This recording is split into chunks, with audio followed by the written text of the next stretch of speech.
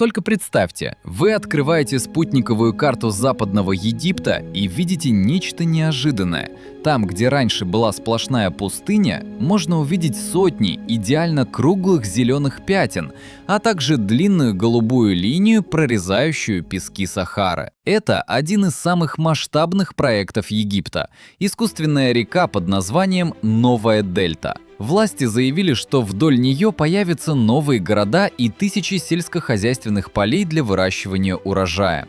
Как Египту удалось пустить воду там, где всюду мертвый песок и температура поверхности доходит до 70 градусов? Откуда они взяли миллиарды кубометров воды для наполнения реки? И кто на самом деле получит выгоду от этого мегапроекта? Население или власти? Давайте разберемся вместе. В мае 2026 года в Египте заработало то, на что ушло 15 лет и 15 миллиардов долларов. Египтяне построили искусственную реку под названием Новая Дельта длиной более 100 километров. Но в процессе ее строительства Египту довелось столкнуться с множеством испытаний. Во-первых, Египет должен был решить вопрос, откуда взять огромные объемы воды для новой реки. Брать весь объем из реки Нил не вариант, этой реки и так не хватает для нужд Египта. Поэтому египтяне нашли целых 3 различных источника.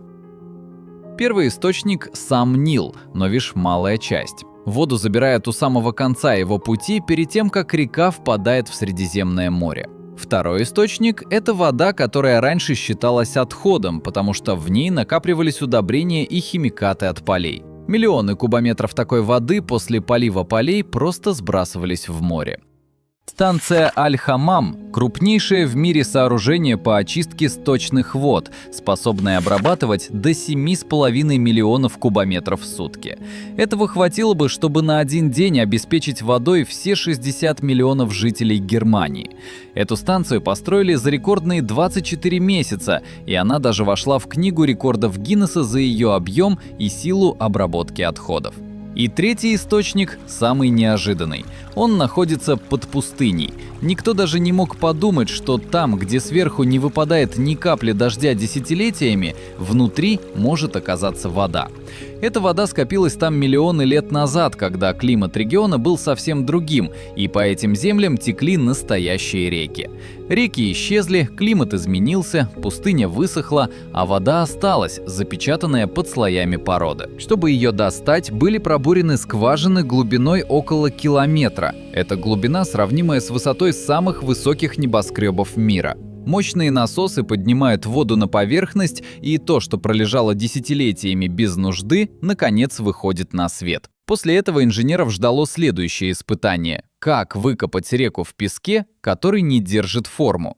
Сначала десятки бульдозеров и экскаваторов срезали песочные барханы и засыпали впадины. Чтобы выровнять маршрут, каждый день с площадки вывозили по 70 тысяч тонн песка. Но стоило прокопать русло, ветер засыпал песок обратно. Поэтому все русло шириной около 45 метров и глубиной около 7 метров как можно быстрее бетонировали, не давая песку вернуться на место. Делали это секциями. Заливали бетонные плиты толщиной примерно 10 сантиметров, одну за другой, оставляя между ними швы.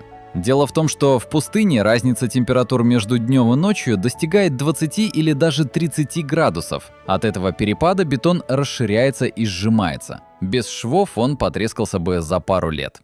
Но даже после того, как канал был готов, оставалась еще одна серьезная проблема. Пустыня здесь расположена выше уровня Нила, и вода не будет течь самотеком. Поэтому вдоль маршрута построили цепочку насосных станций, которые поднимают воду шаг за шагом, в сумме на высоту больше 100 метров.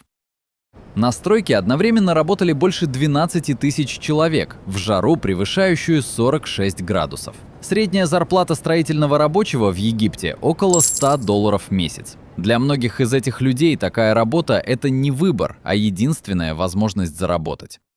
В мае 2026 года новая дельта была готова. Шлюзы открыли, и вода впервые потекла туда, где ее не было тысячи лет. Это было торжественное государственное мероприятие с участием президента, чиновников и военным руководством. Если открыть спутниковую карту этого региона сегодня, можно увидеть то, чего вы точно не ожидаете увидеть в пустыне Сахара. Сотни идеально круглых зеленых пятен, разбросанных по песку, будто кто-то рассыпал по пустыне зеленые монеты. В центре каждого круга стоит скважина, от нее расходится длинная труба с разбрызгивателями. Она медленно вращается вокруг своей оси. Полный оборот занимает несколько дней, и именно поэтому с воздуха каждое поле выглядит идеально круглым, как нарисованным циркулем. Здесь выращивают пшеницу, кукурузу и картофель. Там, где еще несколько лет назад был только мертвый песок. И пшеница здесь не случайно. Египет – крупнейший в мире импортер этой культуры, и зависимость от чужого урожая страна почувствовала особенно остро в 2022 году из-за войны в Украине. И уже сейчас рядом с новыми землями строятся целые заводы. В городе Садат-Сити появился крупный завод по переработке томатов с болгарскими инвестициями. Он рассчитан на 10 тысяч тонн томатной пасты в год. Рядом строится египетско-эмиратский комплекс стоимостью около 180 миллионов долларов. Несколько фабрик по переработке томатов, цитрусовых и фруктов. Это тяжело представить, но Египет даже планирует высаживать здесь оливки и инжир. Культуры, которые мы привыкли видеть на склонах Средиземноморья, а не в Сахаре. Но за всеми этими амбициозными планами и победами стоит ресурс, о котором почти не говорят. Это электроэнергия, и с ней у Египта не все так просто. В июле 2025 года страна установила антирекорд по использованию электроэнергии. Суточная нагрузка достигла 39,5 гигаватта. Это сопоставимо с нагрузкой Польши или Украины в пиковые летние часы. Для жаркого региона такие пики – обычное дело. Летом кондиционеры по всей стране работают почти непрерывно. В итоге сеть не выдержала. В городе Гиза, там, где расположены пирамиды, отключения электричества длились больше 10 часов. И все это случилось даже до того, как река Новая Дельта заработала на полную мощность. Важно понимать, почти 90% электричества в Египте производится из ископаемого топлива. Собственных запасов становится меньше, страна все больше закупает газ за рубежом. Получается, проект, который должен сделать Египет менее зависимым от импорта еды, одновременно делает его более зависимым от импорта энергии. Также не нужно забывать, что почва пустыни – это не земля у Нила, обогащенная тысячелетними речными отложениями. Песок здесь практически не содержит питательных веществ, поэтому само по себе наличие воды не превращает пустыню в плодородное поле. Песок здесь играет роль скорее подставки, которая просто держит растения и пропускает воду, а не источника питания, как обычная земля. У такого подхода есть плохая обратная сторона. Удобрений и пестицидов нужно заметно больше, чем на обычных полях, и вносить их приходится постоянно. Но почва не единственная уязвимость новой реки. Есть еще одна проблема, и она лежит в тех самых подземных водах. Чем глубже скважина, тем больше соли содержится в воде, которую она поднимает. Тысячи лет под землей, под давлением окружающих пород, вода накапливает соли, и на некоторых глубинах становится настолько соленой, что для полива она уже не подходит. При этом точно неизвестно, сколько из этого огромного объема пригодная для использования вода, а сколько слишком соленая, чтобы ее можно было применять. Почему это критично? Соль не уходит вместе с водой, которую забирают растения. Она остается в почве и накапливается там год за годом. В 2025 году для Новой Дельты возникло еще одно испытание, которое создали соседи Египта. Ровно за несколько месяцев до открытия реки в Эфиопии произошло событие, которое Египет назвал прямой угрозой своему существованию. Эфиопия официально объявила о полном завершении Великой плотины Возрождения на Голубом Ниле, главном притоке, который дает Египту до 85% всей воды Нила. Эфиопская плотина является самой большой плотиной в Африке, высота больше 140 метров, длина почти 2 километра. Ее резервуар способен удерживать 74 миллиарда кубометров воды, это примерно 30 миллионов олимпийских бассейнов. Для Эфиопии это историческое достижение. Страна, которая десятилетиями жила с перебоями электричества, получила станцию мощностью свыше 5000 мегаватт. Это больше, чем 3 современные атомные станции. Но для Египта эта же плотина означает совсем другое. Заполнение ее резервуара уже серьезно замедляет приток воды по Нилу. 95% питьевой воды в стране приходит из Нила. Если поток снизится хотя бы на 10%, миллионы людей останутся без воды, а урожаи пшеницы, риса и хлопка пострадают первыми. Переговоры между странами идут уже больше 10 лет, но соглашение так и не достигнуто. Проблема настолько серьезная, что даже давний союзник Египта, Америка, пытается вмешаться, прося Эфиопию пойти на уступки. Но страна, в инфраструктуру которой вложил миллиарды Китай, на эти просьбы пока не отвечает. И вот мы подходим к очень важному вопросу. Решает ли река Новая Дельта те задачи, ради которых ее строили? Официальная версия звучит масштабно. По заявлениям властей, на новых землях со временем должны появиться не просто поля, а целые города. Там планируют расселить до 2 миллионов семей и создать почти 2 миллиона новых рабочих мест. Это должно разгрузить перенаселенные берега Нила и дать миллионам людей новый дом. Но на момент открытия проекта в мае 2026 года готова только первая часть этого плана – поля. Города, о которых говорят власти, это следующий этап, который еще предстоит реализовать.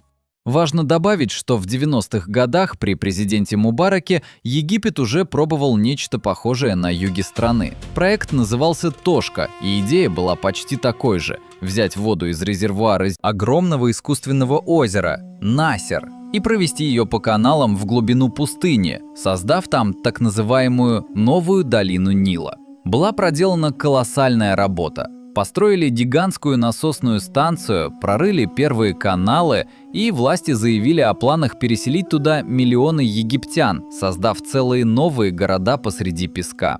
Но спустя почти 20 лет было освоено лишь около 10% от первоначального плана. На то были разные причины – нехватка финансирования, сложность управления проектом такого масштаба и даже проблемы с качеством почвы.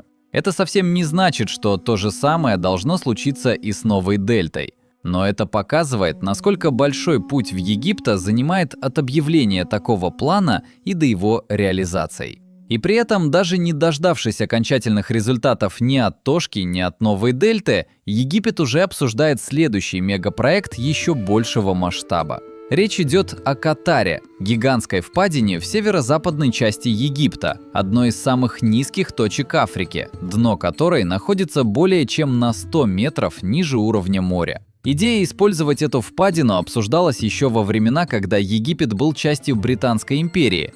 Но от этой идеи отказались. Слишком высокие риски, слишком много неопределенности. Используя разницу высот между уровнем моря и дном впадины, можно построить гидроэлектростанцию, способную работать почти непрерывно. Это могло бы стать решением для энергетического дефицита, о котором мы говорили выше.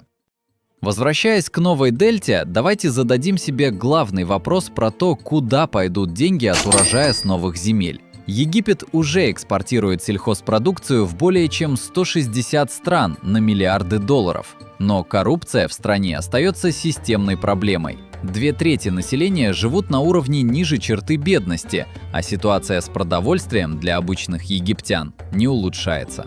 В связи с этим эксперты опасаются, что этот проект в первую очередь наполнит карманы чиновников, а не тарелки обычных египтян. Ну что ж, как бы то ни было, Египет совершил то, что не удавалось почти никому. Там, где тысячи лет был только песок и температура поверхности доходила до 70 градусов, теперь течет настоящая река на сотни километров. Пока критики говорят, что некогда величайшая цивилизация в истории человечества погрязла в упадке, коррупции и бедности, Египет доказал, что способен на инженерный подвиг, сравнимый по амбициям с пирамидами. Воду подняли из-под земли и отходов, тем самым заставили пустыню зеленеть. Сможет ли Египет сделать так, чтобы эта польза от реки досталась его собственным людям? Вопрос, на который пока нет ответа. А пока подписывайтесь на канал. До новых встреч!